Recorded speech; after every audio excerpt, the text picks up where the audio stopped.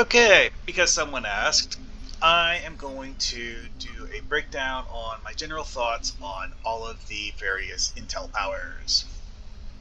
Starting with the first one on the list, Viral Impulse Burst. In combat versus NPCs, why would I want to use this?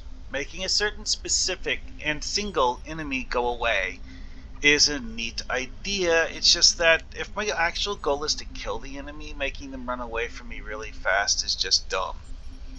So, why bother? And the other cases where this would be useful, there's better things, like some sort of area control ability, or tractor beam repulsors, or just killing them instead of making them run away.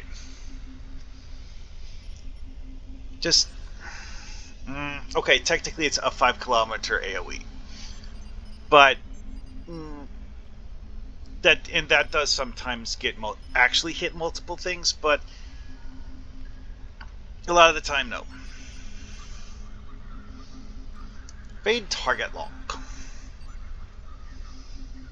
Now, a 1-second disable on an enemy is sometimes useful if it interrupts a weapon firing cycle, or an ability activation of some sort. And the whole minus accuracy rating thing is theoretically useful, but who cares? Realistically, it's just that it just doesn't really help often enough to be all that great. Being untargetable, sure, that's nice. Especially when it's, an enemy that actually uses seeking torpedoes. But that's kind of niche and not a general use thing. So there's a few enemies you might consider using this against, but it's one of those skills where you would, swap it out to counterplay a specific enemy you're fighting and not use it most of the time. Subspace Beacon.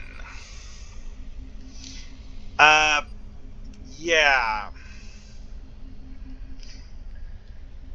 This thing having a range of only 10 kilometers, I mean, it has uses. It's just, again, one of those things that's kind of situational. And while it's a neat idea, the small number of situations that I would actually want to use it is a bit awkward. I mean, because, for example, the new TFO with Jupiter Station, you might place one of these next to the station in the center, fly over to one of the other things, and then use this to zip back to the station. But again, that's not something you're going to want to do in most TFOs. It's just... And also there's the fact that this seems to have a duration, does it, or something? I don't know. Again, it's a niche thing. It's just not something you have a reason to use often. This, actually a very generally useful ability. You activate it, get a massive power boost, and do whatever you're doing with your massive power boost for however many seconds it lasts, and then the power fades like, all power boosts. And realistically, the whole random subsystem offline thing doesn't actually bother you much. You might have your engines or weapons offline for 2 seconds, if that. Intel team!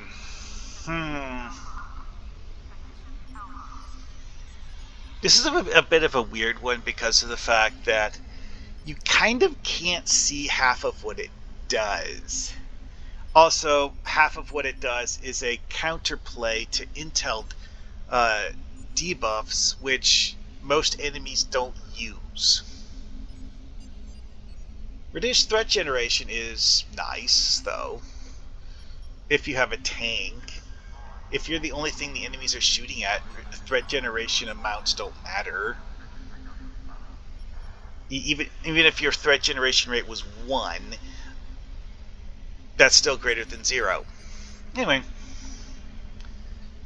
also the whole like stealth thing is apparently doesn't interact with certain other things that want stealth. I'm not sure exactly on that one.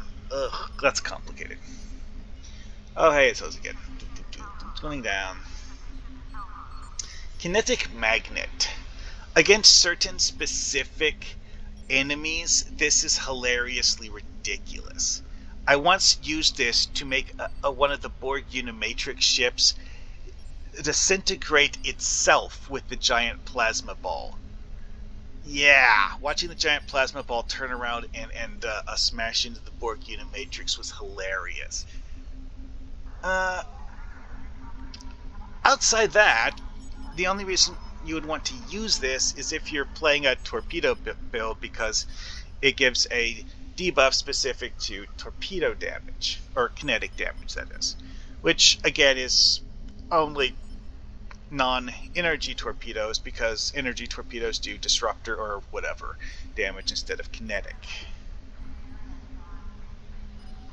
But, you know, those two situations, it's good. Alright, Ionic Turbulence. You know, as a generic damage resistance debuff, this is great. Really is. But again, you know, enemies can move out of it. Some of them will do so very, very quickly, even though it reduces their flight speed. It doesn't actually reduce their flight speed all that much. This used to be meme worthy when you could make, you know, really, really large enemies wobble by using this on them. But yeah, that was just for the funsies, and I think that got changed. Electromagnetic pulse probe. This is a bit... what's the best way to put this? Useless. Okay, the electrical damage is low. It's basically just filler. The disable, like the other thing I mentioned earlier, while it's annoying, it doesn't really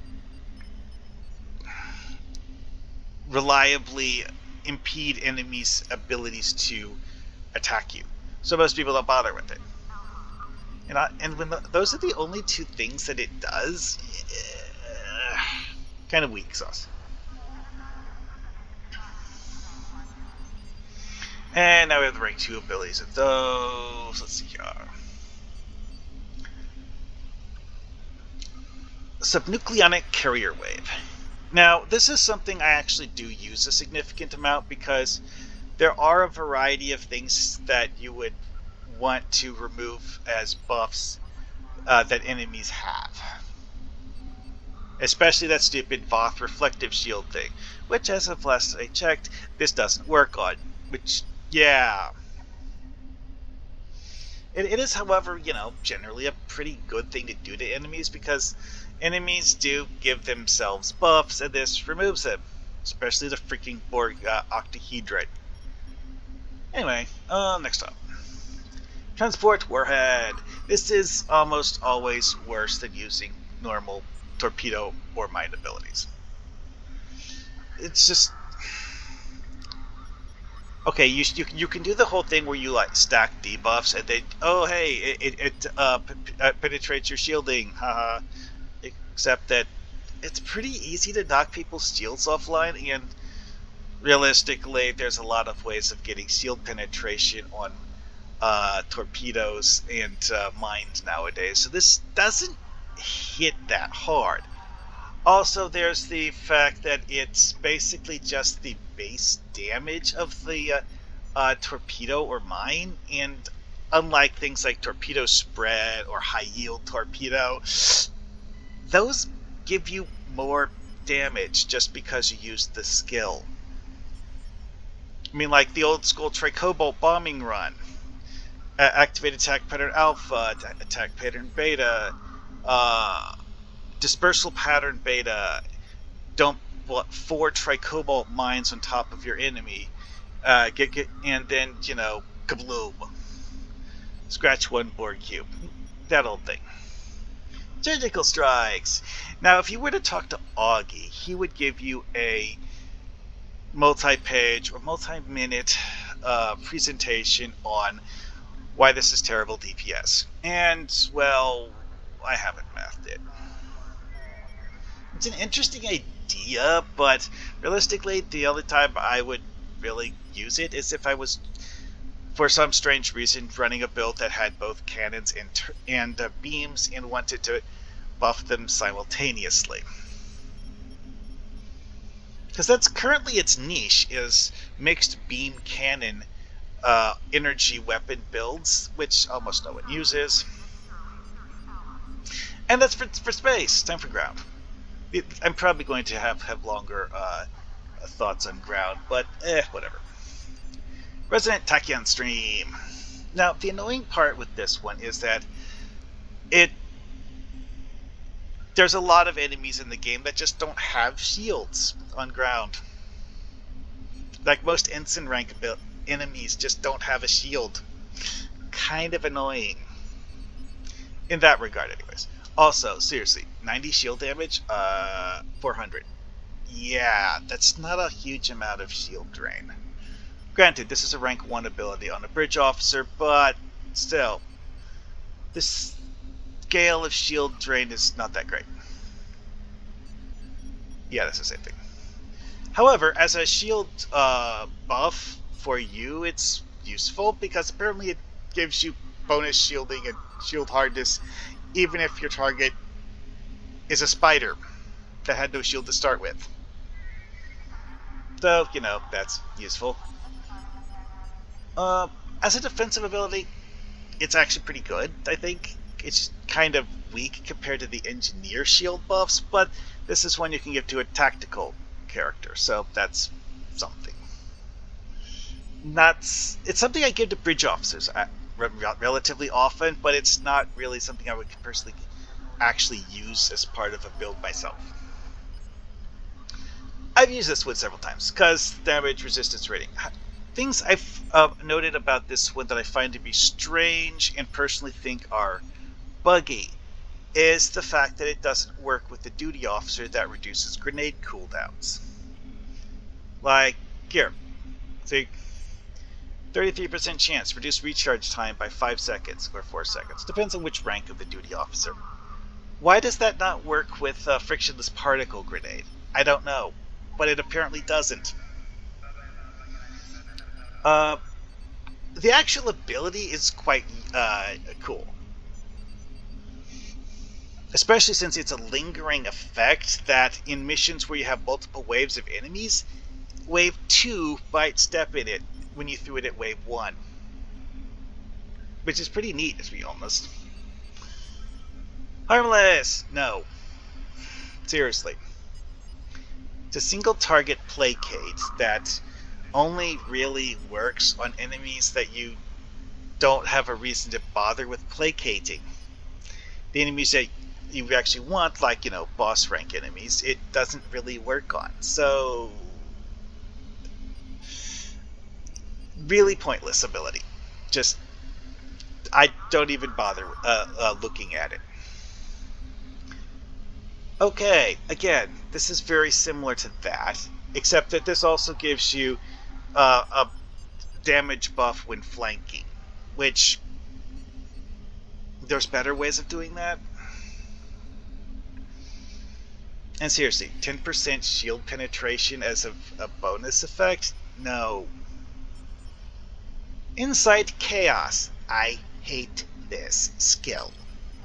As far as I've been able to tell, giving this to my bridge officers, because I've never actually used it as a kit module, sometimes they will somehow confuse each other with it.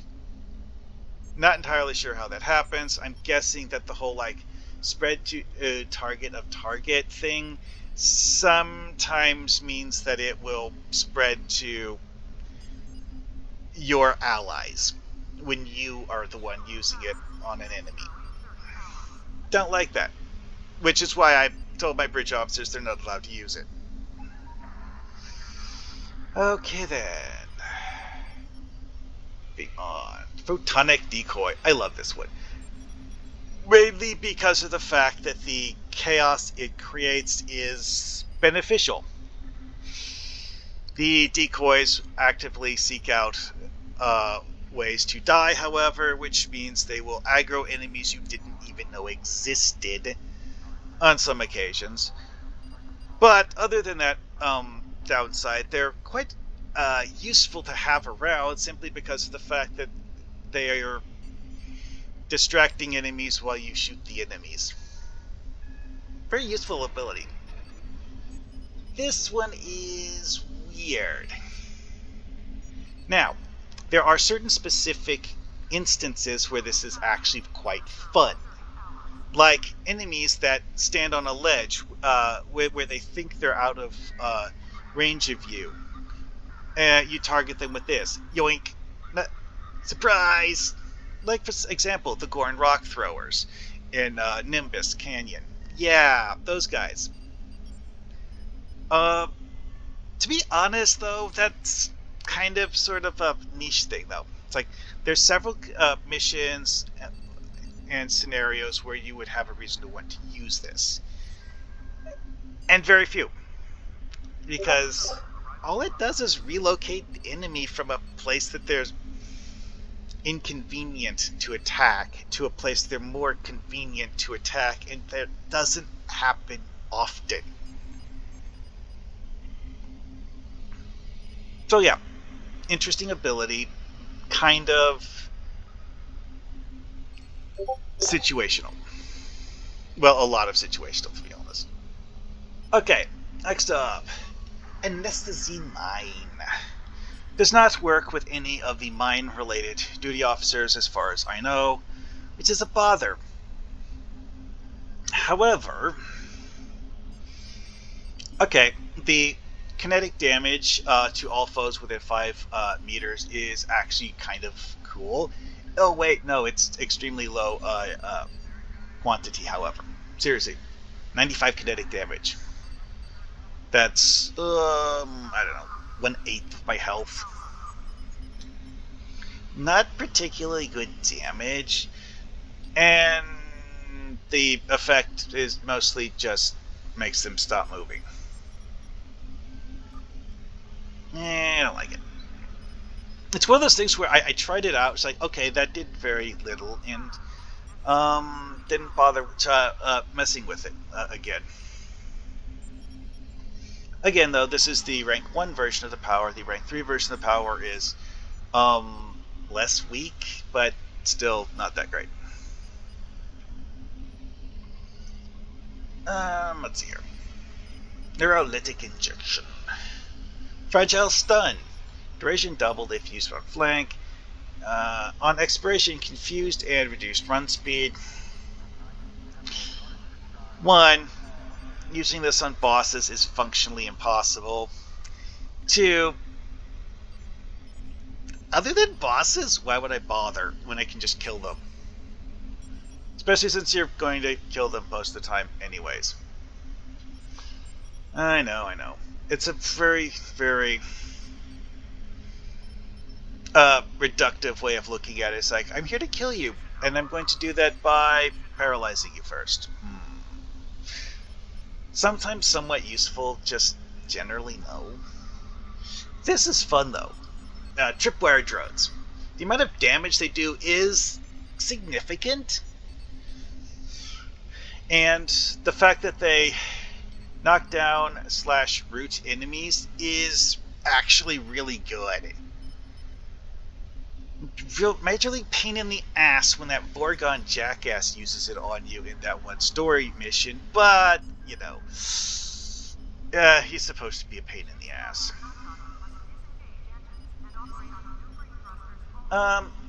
As an ability, I like it. It's one of the ones that is, you know, very unique as to Intel and quite good, actually.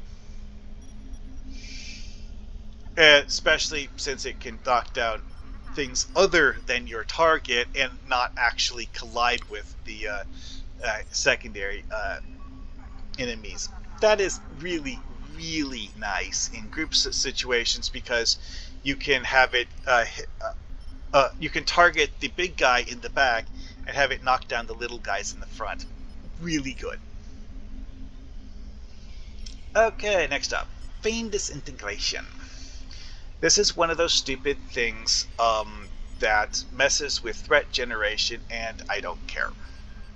Granted, there are times when I actually use it because of the fact that, you know, it's one of those things that where you're taking damage, and you know you're have a reason to want to break combat and heal yourself or something, for example. This is good for that. Only that, unfortunately. Uh, oh well. Also, the fact that the secondary ability only works if you're below 50% health is kind of a bother. If it had that effect all of the time, that would actually be really good. But no. And that's the entire list. I mean, overall, one of my biggest gripes with Intel, and honestly, specialization kits in general, is that there's very, very few ways that they interact with the duty officer system. Both space and ground, to be honest. Although I think about it more on ground because for space, I tend to use duty officers that affect other things. Because, well, let's face it, you have all of these abilities that you can use duty officers with, maybe, possibly. Depends, you know. So, the fact that I can't use a duty officer to enhance override subsystem safeties is a minor inconvenience when I can use a duty officer to enhance, say, emergency power to weapons. I mean, you know, there's all of these abilities that I'm slotting duty officers for. So, and captain abilities, too. However, on ground, I'm typically just slotting duty officers for these 5 abilities, unless I have a duty officer that, say, enhances security team, for example. Which means that it's a big, more of a problem because of the fact that if I'm using Intel kit modules, those are probably not going to be affected by whatever duty officers I have slotted. Which, yeah, makes duty officers a bit well, less useful because of the fact that, I mean, like, for example, it's like this grenade has 2 duty officers enhancing it, which, you know, makes it a lot more useful because of the fact that, well, most of the time when I throw it, the cooldown gets drastically reduced. Not that the cooldown is actually all that great to start with, but whatever. Being able to use it repeatedly is great. And that just doesn't happen with most of the not just Intel, but all of the specializations kit modules.